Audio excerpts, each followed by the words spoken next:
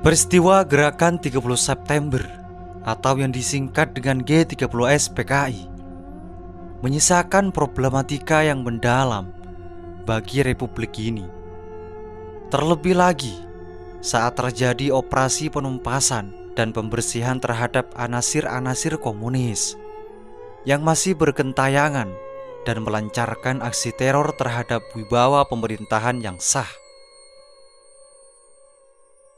Teror yang dilancarkan oleh sisa-sisa gerombolan PKI ini tidak lain adalah tindak lanjut atas instruksi dari pengumuman G30S PKI pada 1 Oktober 1965 pukul 7.00 WIB melalui corong RRI Pusat,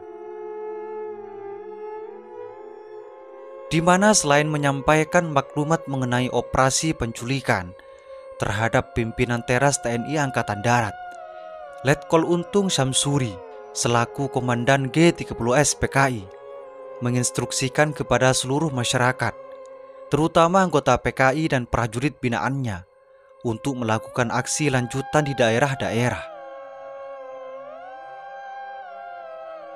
Setelah tersiarnya pengumuman dari G30S PKI, kelompok komunis melalui jaringan partainya di daerah-daerah menyambutnya dengan gerakan pengambil alihan instalasi militer dan juga pemerintahan.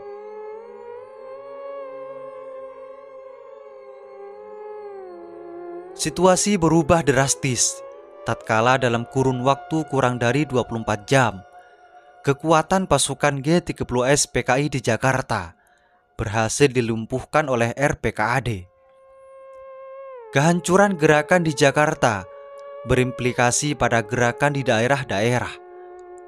Seketika kegagalan G30S PKI di ibu kota meluluh lantakkan semangat tempur kelompok komunis di daerah-daerah.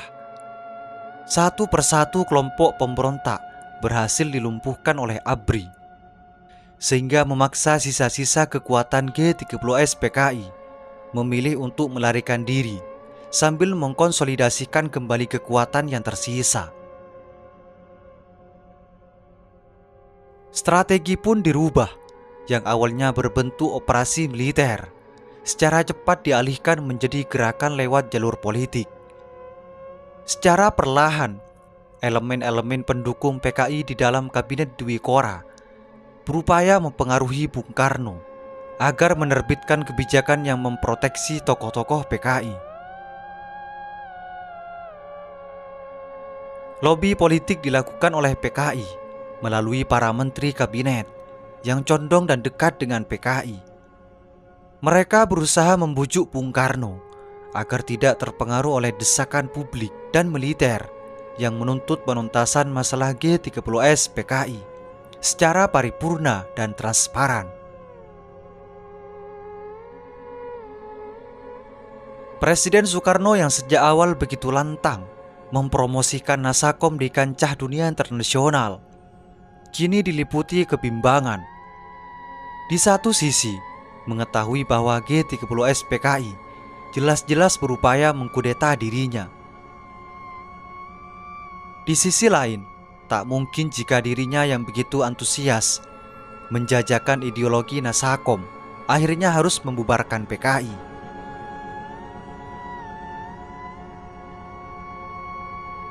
Bung Karno masih mencoba menemukan formula untuk mengakhiri polemik yang terjadi, berusaha meyakinkan TNI Angkatan Darat untuk menerima kenyataan pahit G30S PKI sebagai riak kecil revolusi. Namun suara kelompok mahasiswa dan rakyat yang menuntut investigasi secara menyeluruh dan mengadili pihak yang bersalah semakin mendominasi. Dalam kondisi tersudut, Bung Karno terpaksa mengikuti keinginan masyarakat dan mahasiswa, sehingga Bung Karno akhirnya mengaktifkan Mahmilub. Karena mahkamah militer biasa hanya untuk menangani kasus yang melibatkan militer, sementara G30S PKI melibatkan militer hingga sipil. Ditegakkannya Mahmilub diiringi dengan pembentukan Teperbu untuk menginvestigasi kasus G30S PKI.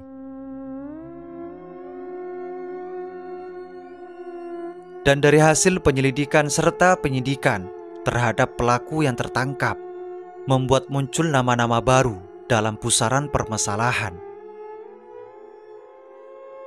Teperpu memperoleh indikasi kuat keterlibatan pihak-pihak PKI dan circle-nya dalam upaya pemberontakan G30S PKI. Satu persatu tokoh dan anggota G30S PKI ditangkap, menyisakan para punggawa PKI yang berada dalam kabinet Dwi Kora.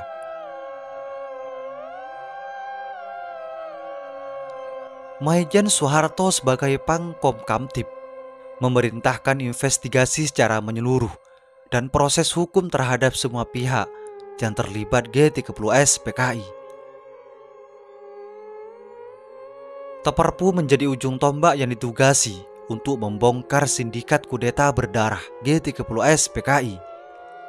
Terus bekerja keras guna mengungkap seluruh jaringan kartel politik yang terlibat baik langsung maupun tidak langsung dalam aksi kudeta berdarah tersebut.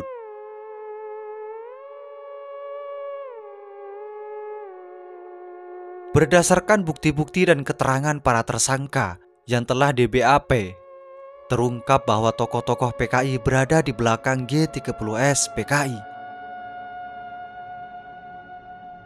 Setelah pemeriksaan secara intensif oleh Teperpu, menghasilkan beberapa hal yang menjadi atensi Maijen Soeharto selaku Pangkom Kamtib, di mana indikasi keterlibatan beberapa orang pejabat tinggi negara dalam perkara G30S PKI. Namun sayangnya, Bung Karno tak mengizinkan terjadinya penangkapan terhadap para pembantunya, terlebih lagi para menteri utama yang selama ini menjadi orang kepercayaannya. Selain itu, para menteri yang diduga erat terlibat langsung, baik dalam prolog hingga pelaksanaan kudeta G30S PKI, tak diketahui secara pasti di mana keberadaannya. TNI AD yang merasa bahwa Bung Karno setengah hati dalam upaya penyelesaian perkara G30S PKI, mulai mencoba mengambil inisiatif dengan mencoba menangkap paksa para menteri yang dicurigai sebagai bagian dari komplotan G30S PKI.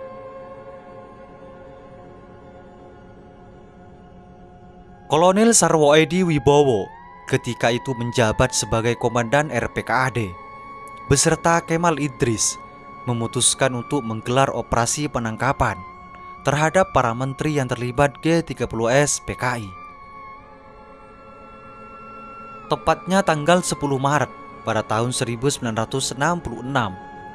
karena melihat proses hukum atas perkara G30S PKI terhambat akibat belum tertangkapnya para menteri komplotan G30S PKI di kabinet Dwi Kora, maka Kemal Idris dan Sarwoedi menggelar pasukannya dengan sasaran Subandrio dan Joto.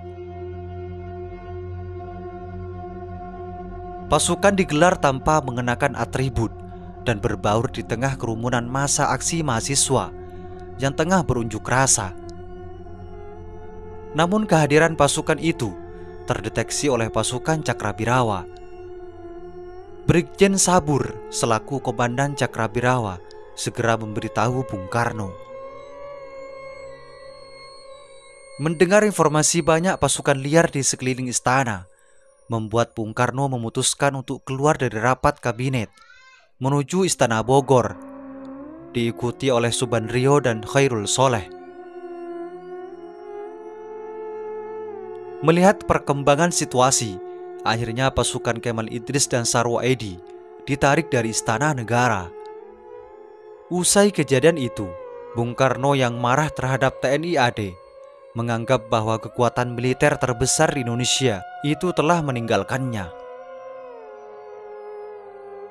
Terlebih lagi, Letjen Soeharto yang saat itu menjabat sebagai Mengpangap tidak hadir dalam rapat kabinet.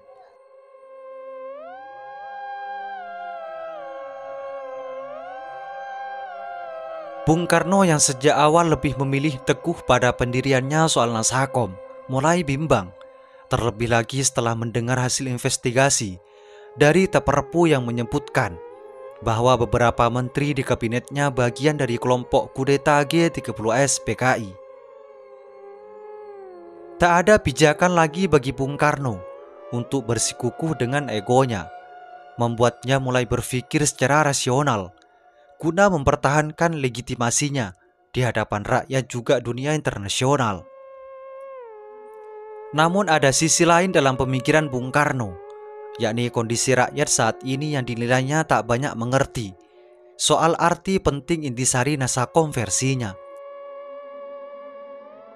Pertimbangan bahwa rakyat saat ini sedang sakit hati sesaat, dan di tengah kecemasan rakyat tersebut, Bung Karno mencurigai terdapat campur tangan neokolonialisme, sehingga membuat masyarakat terprovokasi dan bertindak jauh mendekati level upaya penggulingan kekuasaannya. Merasa kekuasaannya sedang terancam, maka Bung Karno memilih untuk mengurung diri di kamar sambil memikirkan cara terbaik untuk menyelesaikan polemik yang tengah terjadi.